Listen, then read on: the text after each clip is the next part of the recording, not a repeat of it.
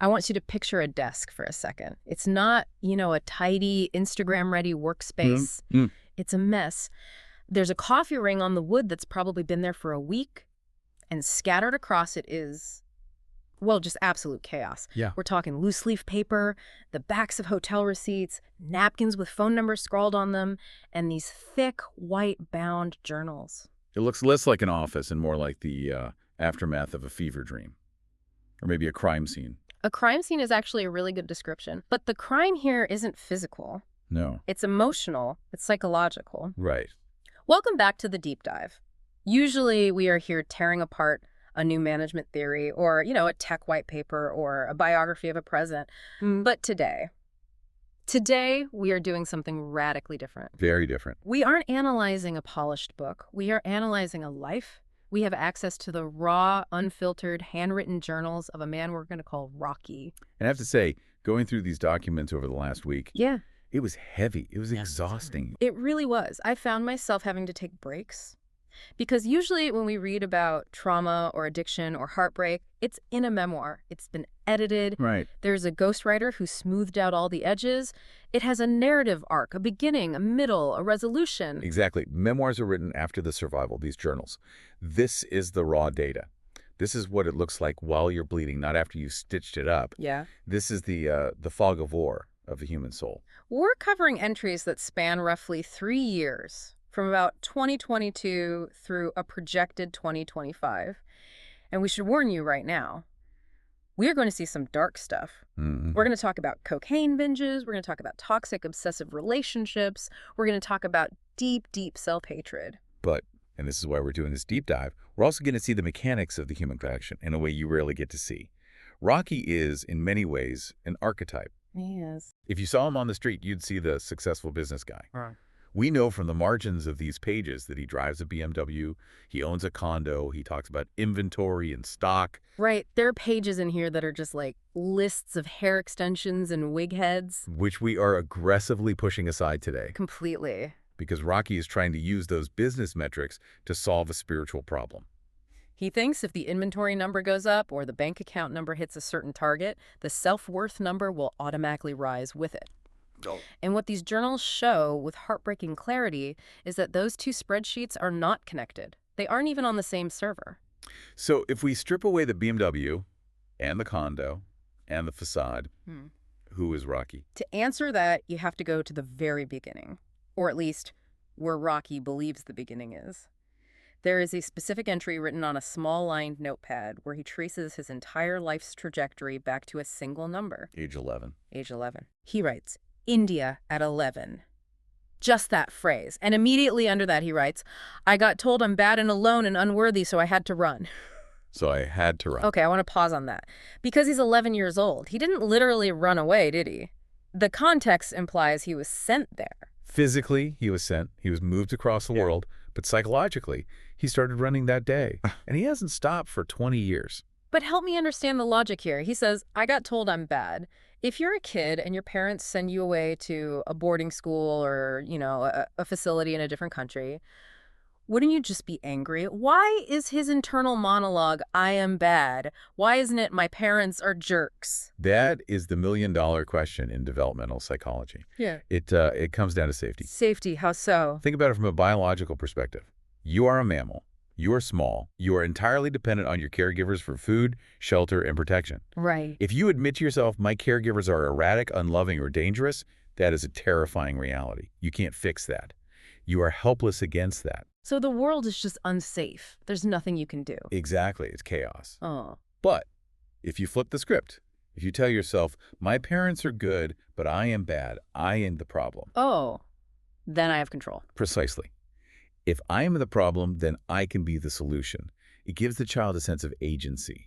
If I just stop being bad, if I just become good enough, then they will bring me home. Then they will love me. Though thinking I am bad is actually a survival strategy. That's wild. It's the ultimate survival strategy for a neglected child. It preserves the image of the parent at the cost of the self-image. And we see Rocky doing this explicitly.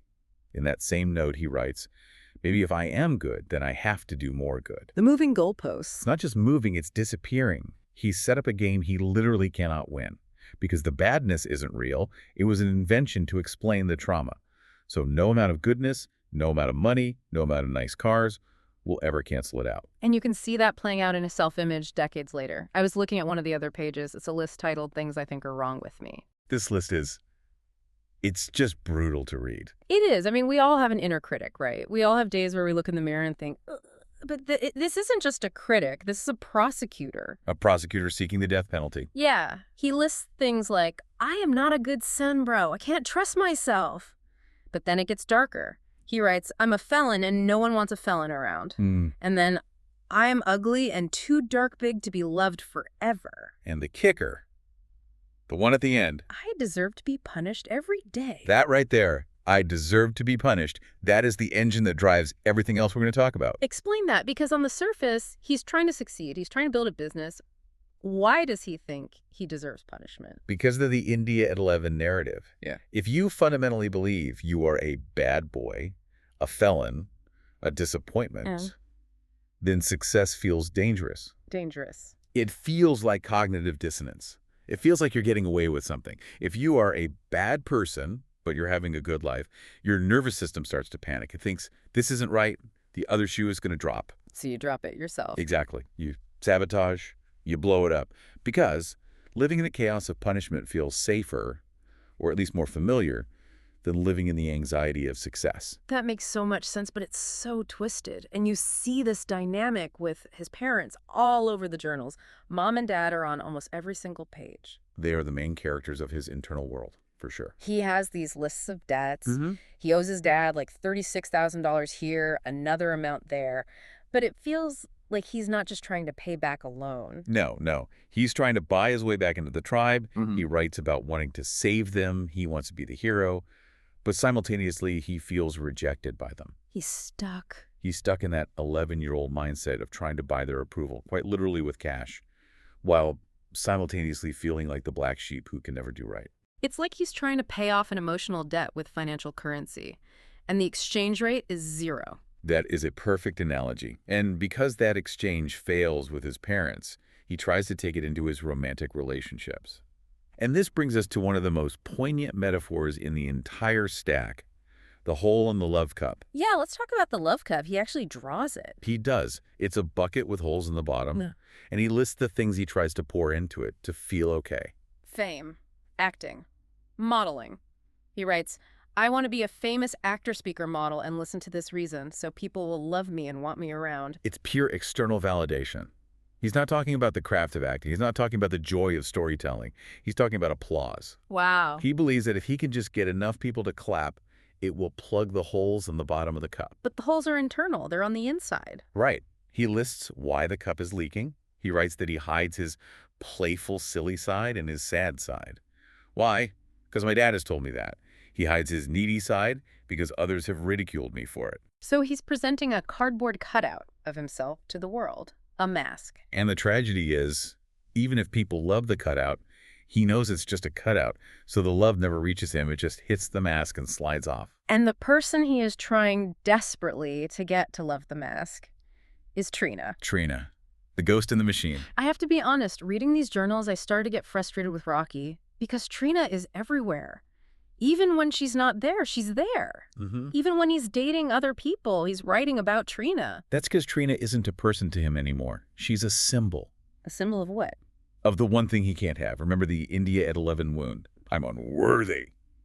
Trina treats him in a way that confirms that. Let's look at the Tantra Festival entry. This was hard to read. Walk us through it. So he's in a relationship with her, or, some version of one. She goes to this Tantra festival, she comes back, and she tells him in detail that she hopped around with other men, that she met guys, and that now she's decided to go to Burning Man without him. And what is his reaction? He is devastated.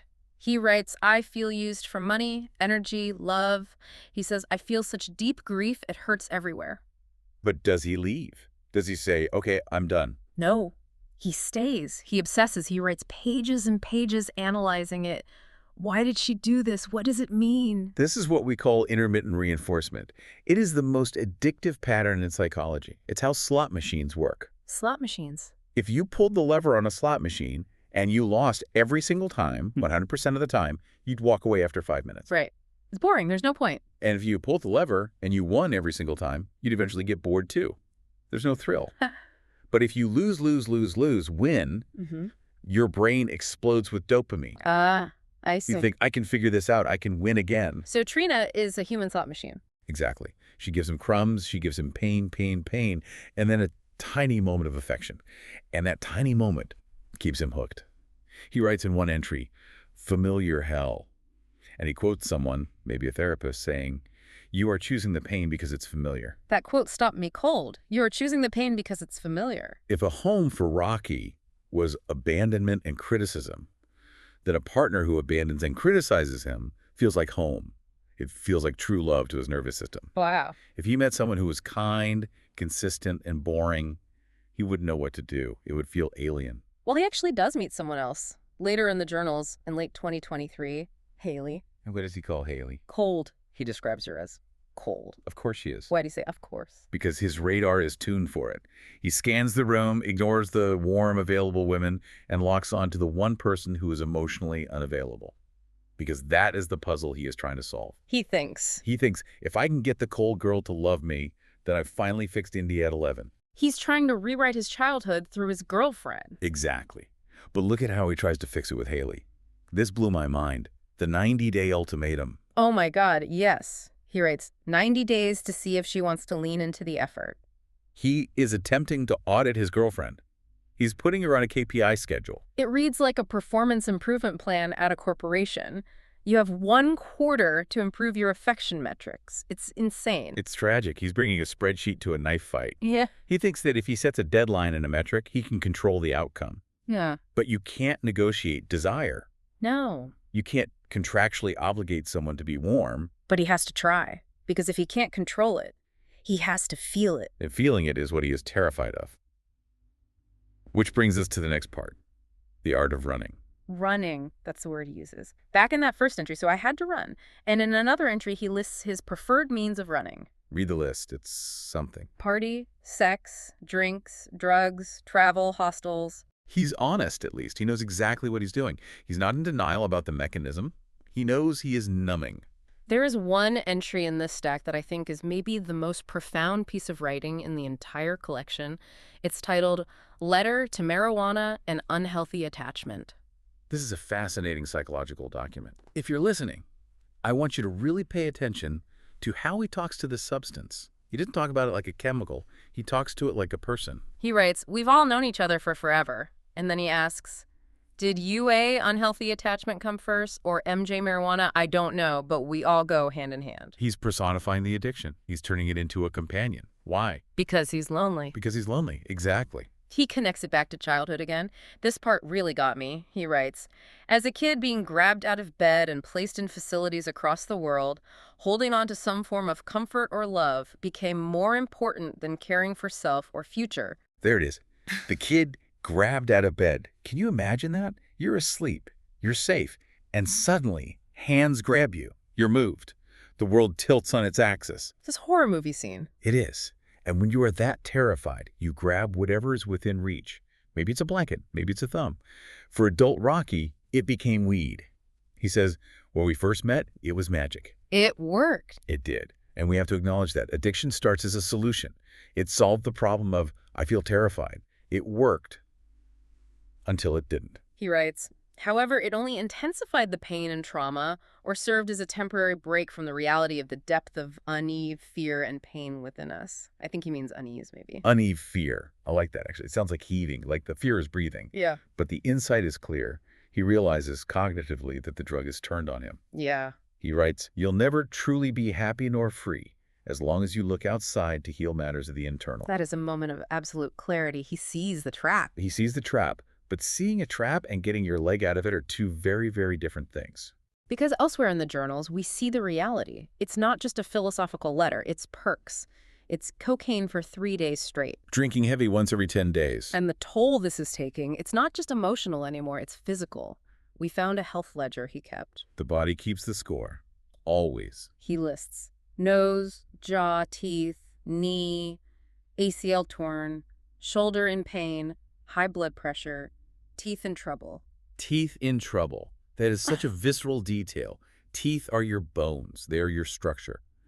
When your teeth are failing, the foundation is rotting. It feels like he is physically eroding, like the acid of the trauma is just eating through the container. It is. He is breaking down, and usually a breakdown precedes a breakthrough, or at least an attempt at one. Which brings us to the next section, the physical release. Because he does try to fix it. He's not just sitting around doing coke. He's going to breathwork. He's seeing healers. He talks about Little Rocky. This is a breakthrough moment. He's working with a breathwork coach named Ebe, and he has this realization about his younger self. He writes, Little Rocky only cried from intense physical pains. He never, ever released or let self feel those things inside. I want to pause on that. Little Rocky only cried from intense physical pains. This is a classic survival mechanism for abused or neglected children, especially boys. How so? If you cry because you're sad or lonely or scared, you might get told to man up. You might get ignored, or worse, ridiculed. Right. But if you scrape your knee, if you break your arm... Crying is allowed. It's legitimate. Exactly. So physical pain is the only valid pass for emotion. So you learn to suppress the emotional tears and only express pain when blood is involved. But now, as an adult, the dam is breaking, he writes. As an adult, I am crying randomly. I thought it was danger again, but it's not. IT is the need to finally start truly feeling and releasing trapped emotions. He's confused by his own tears. He thinks crying, danger. That's how deep the wiring goes. But he's learning that crying healing... And he doesn't just cry, he screams. There's a description of a transformational breathwork session he did. He describes it. Squirmed, shaked, and yelled. Mom kept coming up. Then anger at Rocky from shame, guilt. He describes finding a secret beach in Koh Phangan to just sit and cry and scream. This is important. He's not sitting in a beige office in Beverly Hills talking to a therapist in a suit. He is physically exercising this trauma. Why is the physical part so important? Because trauma isn't stored in the logic center of your brain. You can't think your way out of PTSD. It's stored in the nervous system. Right. It's stored in the psoas muscle. Animals, when they survive a predator attack, they shake, they tremor, they discharge the energy. Rocky is shaking. He writes, squirmed, shaked. He is trying to discharge 20 years of India at 11. It sounds incredibly violent, actually, the way he describes it. Healing is violent. We like to think of it as, peaceful meditation, but real trauma release is messy. It's snot and tears and screaming until your throat bleeds. And he mentions Mom kept coming up. The source. As soon as he opens the valve, the original wound comes rushing out. So he's doing the work. He's screaming on beaches. He's writing letters to his addiction. He's identifying Little Rocky. You'd think this is the part of the movie where the music swells and he drives off into the sunset. You would think, but this isn't a movie. It's a journal. And healing is not a straight line. Part 5. The struggle for stability. Because he doesn't just get better, he gets conflicted. He starts to develop these warring identities. He talks about them in one entry. He mentions a voice called Bad Rocky. Bad Rocky. He writes, it's an excuse to have a back door to go back to the safe, familiar identity of Bad Rocky. We're back to safety again. Why is being bad safe? Because of the expectations.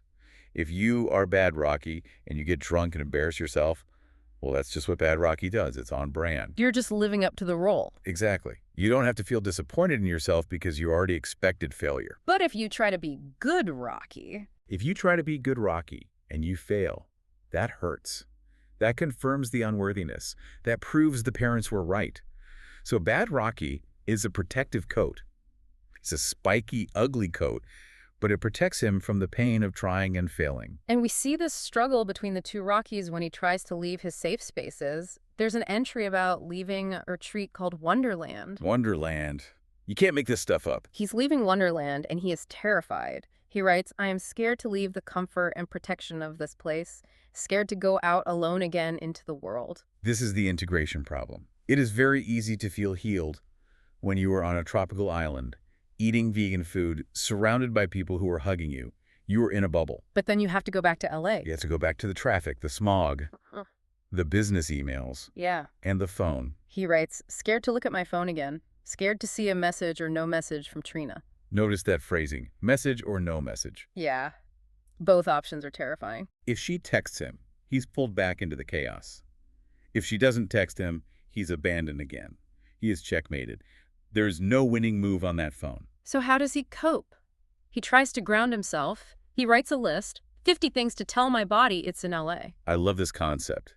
He's trying to use sensory input to tell his amygdala We are here. We are safe. He lists things like temperature is cooler, skin is less sweaty, better coffee, wearing jeans every day, feel more put together. He's clinging to these external symbols, genes, coffee, to create structure. But then look at item number 4 on that list. Read it. My phone rings. Gives me control and connection. Ah, control. He thinks the phone gives him control. Yeah, But we just established that the phone is the source of his terror. exactly. He is lying to himself here. He's trying to convince himself that the ringing phone means he is important, that he's a businessman, that he is connected. But deep down, he knows the phone is a leash. It's a source of anxiety he's trying to reframe as safety. He is. And the cracks show. In another entry, he admits it. I want to be alone now, but far away. I feel so hurt inside. Everyone around me hurts me. And that entry ends with a really disturbing moment. He's in a shared Airbnb or hostel, and his roommate tells him that the night before, he walked into her room while sleepwalking. Whoa. He writes, now I feel like a thousand shit. Why TFF would I walk into her room? He's not even conscious of his actions. He's dissociated. Yeah. Exactly. He is under such extreme stress that his conscious mind is checked out. He is sleepwalking, invading boundaries without knowing it, and then waking up to more shame. I feel like a million shit. It just feeds the bad Rocky narrative. See? I'm a creep. I'm a felon. I walk into women's rooms at night. I am bad. It's a self-fulfilling prophecy. In looking at where this is heading, it doesn't look like he finds a clear exit. We have to talk about the future dating. This is the unresolved ending. This is the part that truly scared me. Me too. We found an entry dated April 14th, 2025. Yeah. Now, based on the context of the other journals, he wrote this before 2025. It's a script. He is writing the movie of his future. And it is a horror movie. Listen to what he predicts for himself in April 2025. Moving out in 18 days, no idea where I'm going nor what to do. Molly hurt so bad BC only that she left. Who is Molly? We don't know. A future girlfriend? A woman he hasn't even met yet. But he is predicting a breakup with a woman in the future. He's planning the pain. And the reaction to the pain. Tears all day, trying to get back to focus. Weed daily, cocaine for 3 days straight. Drinks, clubs. He is planning his relapse. Think about that. He is sitting there in a moment of relative sobriety, writing down, in April 2025, I will be doing cocaine for 3 days straight. No taxes, Ferris, ferries, homeless, alone, debt, slow biz. Yeah. He is literally manifesting his worst nightmare. This is the tragedy of the India at 11 script. If you believe you are unworthy, you will unconsciously, or in this case, consciously, plot the coordinates of your own destruction. Yeah.